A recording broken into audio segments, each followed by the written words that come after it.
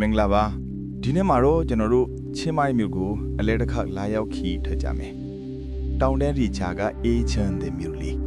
ရင်ကျေးမှုနဲ့သဘာဝအလှတွေပြည့်နှက်နေတဲ့ထိုင်လန်ရဲ့မြောက်ပိုင်းမြို့တစ်မြို့ချင်းမိုင်း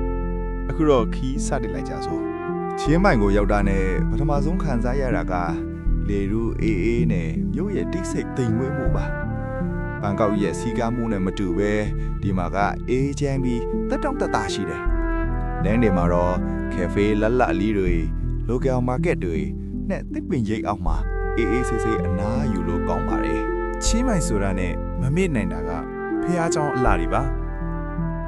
Wet Pra Dai Sudep ဆိုတဲ့တောင်ပေါ်ဖះเจ้าကတော့မြို့တစ်မြို့လုံးကိုအပေါ်ကနေမြင်ရတဲ့ view နဲ့အံ့ဩစရာကောင်းလောက်အောင်လာပါတယ်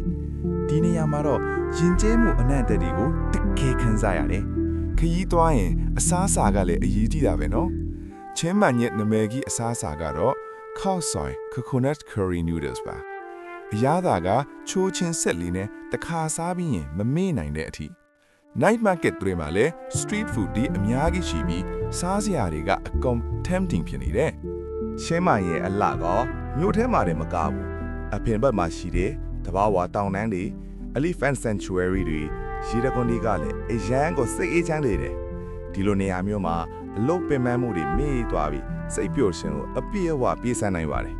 ချင်းမိုင်မြို့တို့အလဲတစ်ခေါက်ခီကအမတ်တရားတွေအများကြီးပေးခဲ့ပါတယ်ယဉ်ကျေးမှုတဘာဝအစားအစာနဲ့အေးချမ်းတဲ့ vibe